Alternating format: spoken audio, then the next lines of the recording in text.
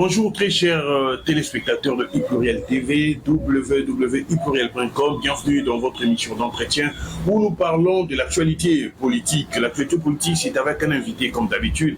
Et pour ce numéro, nous avons un invité. C'est bien évidemment Joseph Augustin Bidiaka. Il est le conseiller politique de Jean-Marc Kabunda Kabundo, fondateur du parti Alliance pour le changement. Déjà, je vais saluer. Bonjour. Oui, bonjour, messieurs les journalistes. La première question. Jean-Marc Kabunda Kabundo, jusqu'à aujourd'hui, il est dans la prison centrale de Matala. D'abord, dites-nous, vous qui le fréquentez, comment se porte-t-il? Le président Jean-Marc Kaboul se porte à merveille sur le plan sanitaire, sur le plan psychologique et moral. Là, je n'en dirai pas plus, vous le savez bien qu'avec moi, que le président Jean-Marc Kaboul, c'est l'héritier idéologique de Sphinx. Il a un mental intrépide. Donc là, il n'y a pas de problème. Donc un mental avec un moral d'acier. D'acier galvanisé par un esprit intrépide. Un esprit intrépide. D'accord. Ok, l'actualité politique oblige, elle est bien évidemment dominée par plusieurs thématiques, dont les bisbilles au niveau du poste de porte-parole de l'opposition au sein de l'Assemblée nationale. Dites-nous, comment percevez-vous ces petites querelles à l'hémicycle? Mon frère, merci monsieur le journaliste. Avant de répondre à cette question, je voulais d'abord couper la poire en deux. Nous étions en 2011 et Etienne Tshisekedi remporte largement les élections de 2011 au niveau présidentiel. Mais le président de la CENI proclame haut et fort que c'est M. Joseph Kabila qui est vainqueur de ces élections. Mais tout le monde le sait clairement que non, si Joseph Kabila avait perdu à ces élections, il ne peut pas faire face aux sphinx de liberté. Et qu'avait fait notre guide, Etienne Tshisekedi Wamulumba? Il a fait appel à tous ces élus au niveau de la législative nationale et provinciale pour ne pas rester au niveau de ces assemblées-là, que ce soit au niveau provincial ou au niveau national. Vous voyez, ça démontre la constance d'un homme. Il a refusé carrément. Si vous êtes avec lui, donc vous devez accepter ce que lui a donné comme ligne directrice de sa pensée politique. Mais revenons en 2023. Mais ce que nous avons connu, c'était des élections chaotiques. Chaotiques totalement. Ça, c'était un braquage électoral. Et les autres, on appelle hold-up et tout comme ça. S'il vous plaît, mon frère, monsieur le Joseph, pardon. Donc, Moïse Katumbi était la première personne à réagir face à ces hold-up électoraux qu'on venait de le dire là. Il a dit que non, il ne reconnaît pas les résultats ici des urnes. Mais il s'est rebuffé contre toute attente pour dire que non, ces députés devraient siéger au niveau de l'hémicycle. Vous voyez un peu? Donc, c'est quelqu'un qui n'est pas constant, Moïse Katumbi. Moi, je pense, à mon niveau, qu'il joue les jeux du pouvoir. Attention. Et au-delà de ça... Attention, la constance dont vous parlez, c'est la constance, le fait de refuser tout, d'appliquer la politique de la chaise vide, c'est ça la constance? Ce n'est pas une question de la chaise vide ou consort, c'est une question de respect de la parole donnée. Vous ne pouvez pas flotter, balloter, papillonner à tout vent. Quand vous êtes un homme politique, vous êtes un homme d'État. Donc vous devez vous assumer. Quand vous dites que non, les élections de 2023 n'ont pas connu un issue favorable, vous devez vous assumer. Nous, au niveau de l'Alliance pour le changement, nous avons rejeté en bloc les résultats ici de ces élections et les institutions comment dire, mis en place après ces élections. Nous nous sommes dit que non, c'était tout sauf rien. Des élections qui ont fait plus de 7 jours durant. Non, la loi ne l'autorise pas. C'est dans 24 heures qu'on pouvait justement, disons, proclamer les résultats des élections provisoires. Et ce qui s'est passé, c'est tout sauf les élections, mon frère. Voilà ce que je peux dire par rapport à ça, Moïse Katumbi. Et c'est boulimie là au niveau de l'opposition. C'est ce qui me frustre un peu. c'est boulimie, il y a des histoires, des guerres, des polémiques tout autour.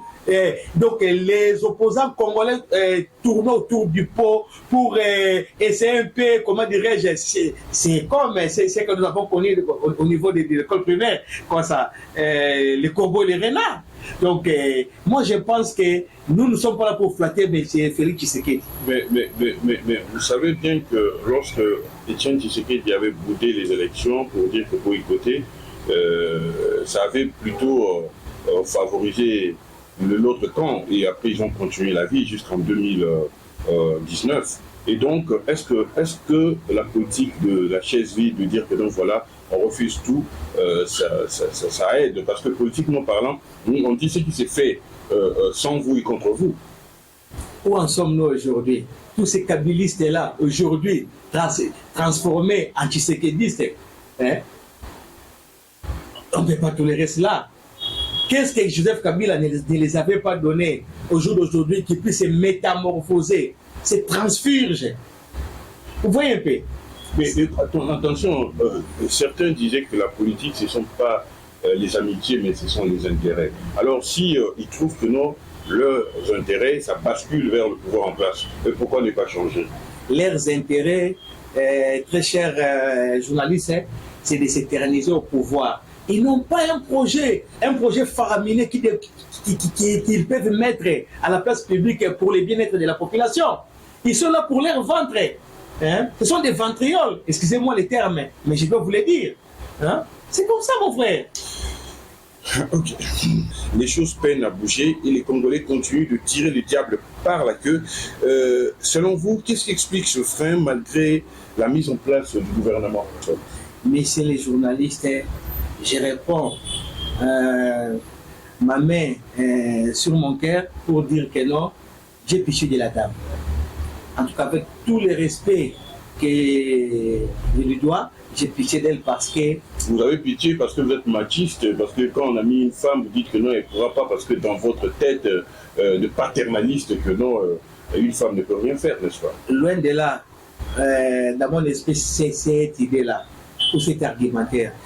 Ça me fait très mal parce que la dame, vue de l'extérieur, elle reflète, comment dirais-je, elle reflète des capacités managériales à mieux diriger, comment dirais-je, le gouvernement ou la République démocratique du Congo au niveau de l'exécutif. Mais ce qui me tique un peu, son mal ou son problème, elle travaille dans un environnement morose. C'est ça le problème. Même le Créateur, l'Éternel, notre Dieu, avant de créer l'homme, le 6e jour, il a déjà tout mis au niveau de l'environnement, à ce que l'homme puisse hériter d'un berceau matrimonial adéquat. Alors, mais ce qui s'est passé avec la dame, elle a trouvé un environnement qui est morose, ça dit que non, il y a la pègre qui s'est installée au sommet de l'État. Quand bien même qu'elle peut avoir de bonnes intentions pour booster les choses, faire avancer les choses de l'avant, elle est vouée à l'échec. C'est ça son problème. Voilà. Donc, elle pouvait voir des initiatives, des bonnes choses ou des bonnes idées pour les mettre à la place publique afin que les peuples puissent en profiter, mais j'ose croire qu'elle ne fera rien. Voilà un peu ce que je pouvais dire par rapport à la dame. C'est vrai. C'est ça mon inquiétude. Nous savons que les opposants sont dans leur rôle. Oui. Un des rôles, c'est bien critiquer l'action gouvernementale. Oui. Ok, oui. Je veux bien. Mais quand est-ce que ça devient mauvais? C'est lorsqu'on critique avec une mauvaise foi. J'ai comme l'impression avec l'opposition, il y a une espèce de mauvaise foi où on dépeint tout par la négativité qu'elle ne pourra pas. Pourquoi? Cette question me met très à l'aise pour vous répondre. Écoute-moi. Eh bien, Félix Tshisekedi accède au pouvoir en 2019. On lui dira que nous de l'opposition, on lui a dit que non, c'est les Rwandais qui nous agressent. Il ne faut pas tisser des alliances approfondies avec les Rwandais. Non? Pardon, s'il vous plaît. J'ai terminé mon frère, pardon. Kagame, c'est mon frère. Pardon, mon papa, pardon si vous me laissez les. On lui dira que non, tel que vous êtes là, les dossiers de RAM en question, c'était une escroquerie à ciel ouvert, mon frère. On lui a dit que non. C'est une prédation. C'est la plus grande escroquerie depuis que le Congo existe et tant qu'elle était indépendant. On a escroqué presque tout le monde. En passant du directeur, je ne sais pas quoi, d'une entreprise, jusqu'au maman maraîchère. Voyez un peu. Il dira quoi? Non, c'est un problème. On mobilise les recettes pour essayer un peu de construire les universités qu'on sort. Mais le problème est que nous avons un problème de vision au sommet du pays. C'est l'absence de vision. C'est ce qui pose problème. Laissez-moi placer. Vous étiez là en train de dire, oui. Vous de l'opposition, oui. En 2019, oui. Je vais rappeler quelque chose. En 2019, vous n'étiez pas opposition. Bien sûr. Là, vous n'étiez pas opposition. En 2019, vous étiez mouvance. Oui. Parce que le président Jean-Marc Aboun était dans la mouvance, était la pierre angulaire de cette gouvernance. Et donc, vous n'étiez pas dans l'opposition. N'est-ce pas? Oui. J'aimerais vous répondre d'emblée à cette question. Oui. Mais le président Jean-Marc Aboun l'a clairement étalé dans son adresse du 18 juillet 2022. Il a dit, on lui a posé la question par un journaliste, c'est pour dire que non. Mais c'est Jean-Marc Aboun, vous étiez avec M. Félix Tshisekedi au pouvoir, tout ça. Qu'avez-vous dit au niveau de la présidence pour essayer un peu de pallier tant soit peu aux besoins de la population? Mais le président Jean-Marc Aboun avait répondu pour dire que non. Il était là comme un gendarme au niveau du pouvoir, en train de régulariser donc, les choses pour que les choses puissent aller à bon train. Mais qu'est-ce qui s'est passé? Il a été vu comme étant quelqu'un qui s'opposait. Donc, il était devenu comme un opposant au sein du pouvoir. Il a dit clairement à M. Félix Tshisekedi pour dire que non, mon frère, écoute, cette histoire des rames-là risque de devenir un caillou dans notre soulier. Autant bien en débarrasser, autant bien récupérer cet argent et les canaliser dans des projets de développement social pour que le peuple puisse en bénéficier directement. Mais il n'a pas été suivi. Il a été diabolisé. Il était devenu un homme à battre. Que voulez-vous qu'il puisse faire? C'était ça le problème. Donc, je comprends carrément ce que Plateau avait dit. Et plus détesté que celui qui dit la vérité. Il était devenu un dérangement pour la pègre qui a élu domicile au niveau de la présidence. D'accord, nous allons changer un peu le sujet. On évolue petit à petit. Le secrétaire général de l'UDPS, M. Augustin Kabouya, a critiqué sévèrement votre président national, Jean-Marc Aboun, au cours d'une émission chez nos confrères de Top Congo FM. Selon lui, votre président a été arrêté par faute de preuves tangibles face aux allégations qu'il avait tenues contre le président de la République, Félix Tshisekedi. Et du coup, certains de vos camarades ont réagi. Alors la question, trouvez-vous qu'Augustin a-t-il tort de parler ainsi? Il n'aura pas raison de dire que non, il n'y avait pas de preuves tangibles, ou il y avait des preuves tangibles, mais c'est le pouvoir public, le ministère public qui a empêché à ce que le président Kaboun brandisse tout ce qu'il avait comme preuve. Merci pour cette question, messieurs les journalistes. J'aimerais vous dire d'emblée, moi je suis chrétien, pratiquant. La Bible nous dit mieux vaut la fin d'une chose que son commencement. Examinez à fond les déroulements de ces procès et la fin. Vous comprendrez que c'était un procès politique. Un seul élément.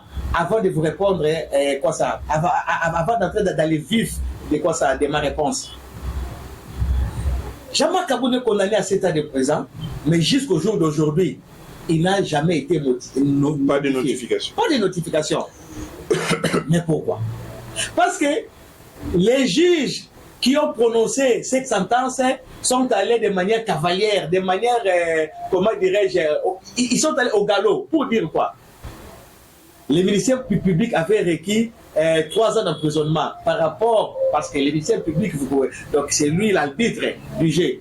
Donc il savait que non, par rapport à ce qu'on, comment dirais-je, on disait par rapport à notre leader, que non, il pouvait faire 2 à 3 ans de prison.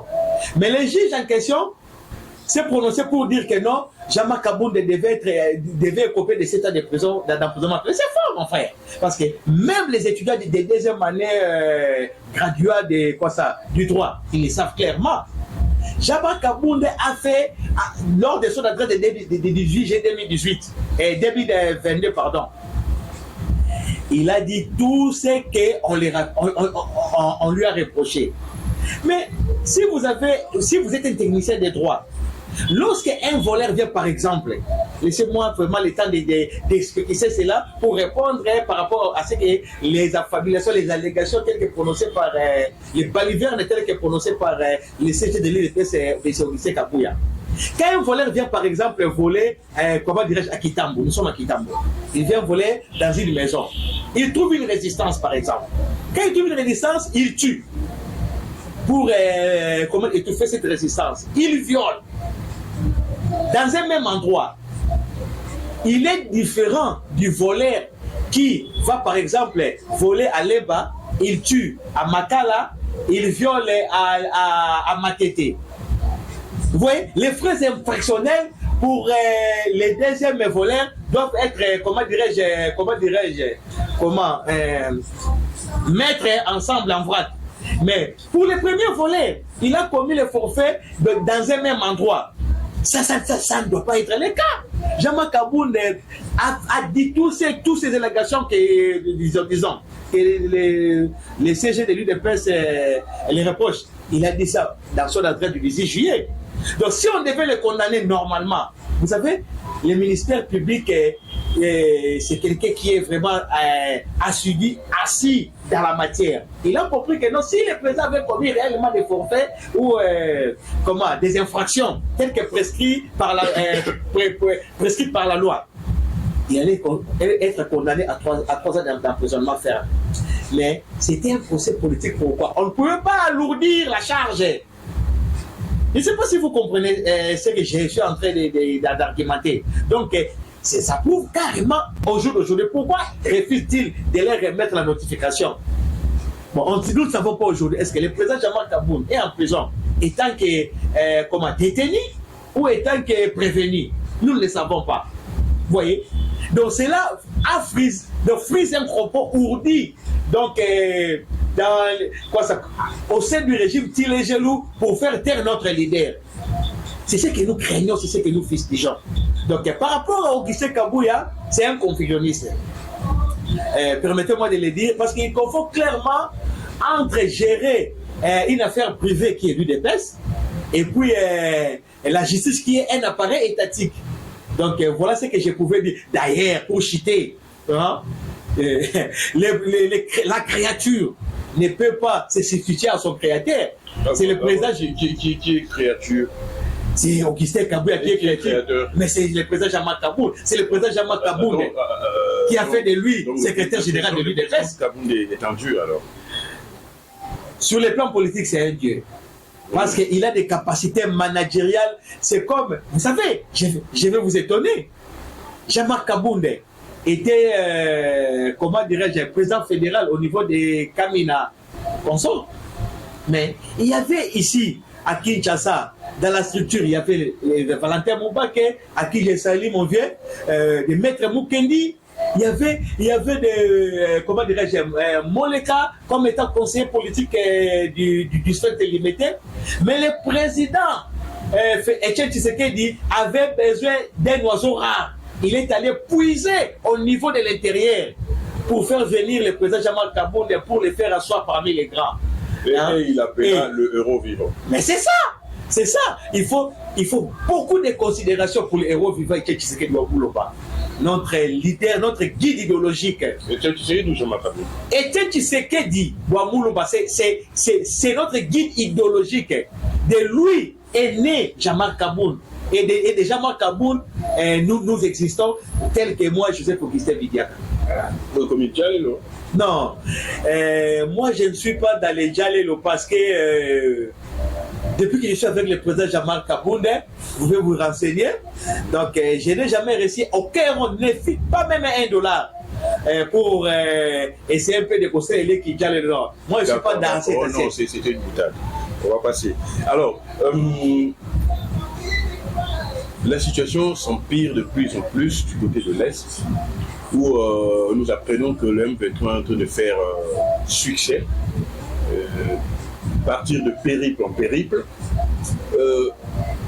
Quand vous attendez cela, vous entendez que non, on est en train d'égratigner petit à petit nos terres.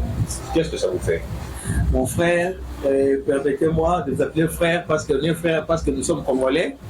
Messieurs les journalistes, ça m'équerre. Donc, moi, je suis un patriote, un nationaliste, comme a été notre guide idéologique, Etienne Tshisekedi Wambulumba, que le président Jean-Marc Kabila a incarné. Ça nous fait tellement mal. Comment expliquez-vous ce vide, comment dirais-je, ce vide, je ne parlerai pas du juridisme, mais ce vide du pouvoir? Nos frères croupissent dans une misère indescriptible. Du pouvoir, ça veut dire? Non, je n'ai pas parlé du vide du pouvoir. Bon, oui, du vide du pouvoir, pourquoi? Parce que nous avons en face un pouvoir nonchalant, chancelant. C'est un pouvoir qui acquise beaucoup de déficits au niveau de... Quel pouvoir nonchalant? Le pouvoir a eu à condamne tous les jours par le ministre de la communication et médias, condamne tous les jours le Rwanda. Le président de la République, il est allé en France pour demander à ce que Macron condamne ceux qui appuient les M23, notamment le Rwanda. Et cela fut fait. Alors, la nonchalance vient d'où? Mon frère, en 1648, à Westphalie, les États n'ont pas été créés pour pleurnicher. Quelle est l'histoire? Ah mais oui, mais nous sommes les produits de l'histoire, parce que nous dépendons ou nous venons de quelque part. Vous êtes tel que vous êtes là, vous êtes les produits de votre père, et votre père est les produits de votre grand-père, et ainsi de suite. On ne peut pas se débarrasser de se défaire de l'histoire. Parce que l'histoire, c'est l'étude du passé de l'homme, mais ça nous permet d'éviter les erreurs dans le présent, mon frère. L'État détient le monopole de la violence physique légitime. C'est-à-dire que... Mais nous sommes en face d'un pouvoir qui pleurniche. Donc ce pouvoir ici, Chilengelo est devenu comme une ASBEL, une association comme les louches consorts pour pondre des communiqués dans ce sens où que non, nous sommes agressés, on a tué 20, 30 de nos compatriotes au niveau des bombes, tout ça. Mais non! L'État détient le monopole de la violence physique légitime. Qu'est-ce que l'État doit faire? L'État doit agir, il doit prendre ses responsabilités. Mais en défendant la population, en défendant nos frontières, s'il n'arrive pas à le faire, autant mieux démissionner. C'est ça le rôle régalien de l'État. C'est ce que l'État devait faire. Hein? Mais disons, il s'est dit que non, non, lui il privilégie l'option diplomatique, mon frère. Mais la diplomatie, elle est agissante. Qu'est-ce que voulez-vous?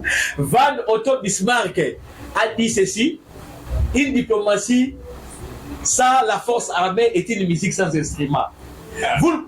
C'est la vérité. Moi, je suis politologue, je suis gradué en sciences politiques, licencié en relations internationales. Donc, je me base sur les faits. Vous pensez? Donc Félix Tshisekedi, c'est un président, je ne sais pas quoi. C'est d'ailleurs, ils ont un problème au jour d'aujourd'hui avec, quoi ça, monsieur ou le ministre Jean Lissia pour ça. S'il y a un problème managériel au sommet de l'État, un problème de leadership, pour mettre fin à une guerre, il faut des solutions. Lesquelles? La première solution, c'est sur les fronts militaires. Vous devez privilégier la guerre et les armes. Oui, vous devez engager votre armée à y mettre fin.